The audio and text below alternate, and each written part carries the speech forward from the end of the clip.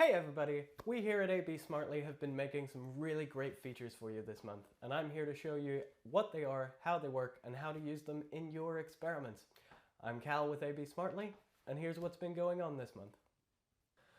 Alright, first on the list, I'd like to talk about goal retention metric types.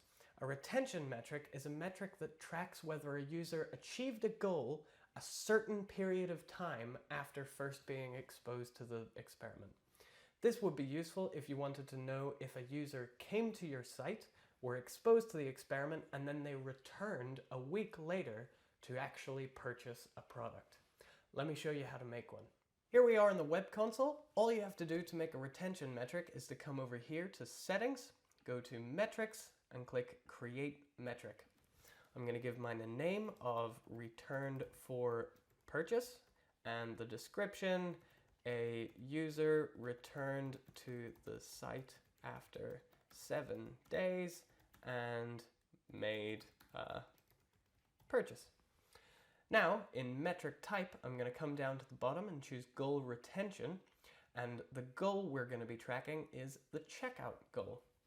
As for the retention period, I'm going to leave it as 7 days and click Create Metric down at the bottom. Now, this metric's data won't be counted unless a user was first exposed to the experiment and then at least 7 days passed before they achieved the checkout goal. Let's move on to the next one. Alright, next on the list we have goal ratio metrics. Goal ratio metrics are when you take the data from one goal and divide it by the data from another goal. This can be useful for something like click-through rate, for example.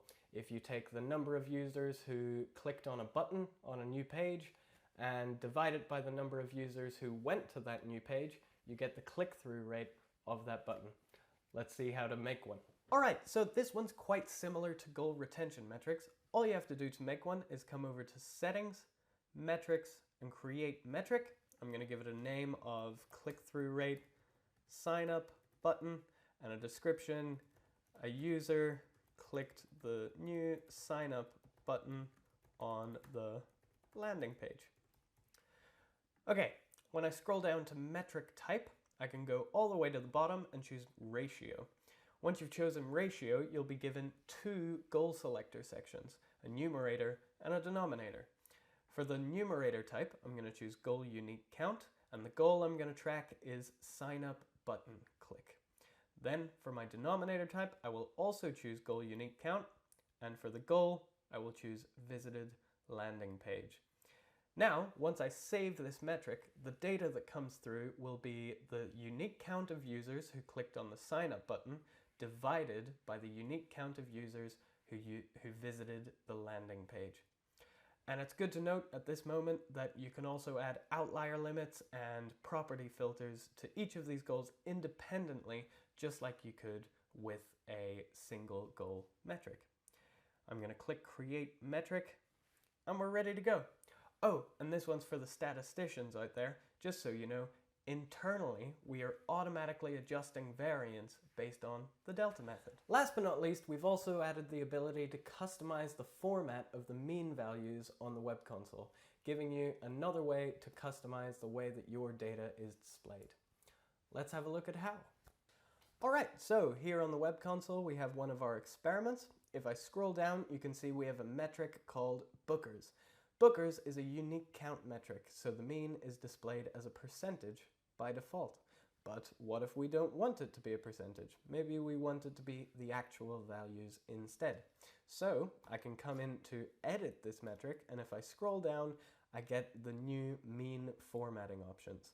So to make this no longer a percentage, we can remove the percent sign, we'll set it to a scale of 1, and let's set it to a precision of 4, just so that we can get those extra decimal points at the end.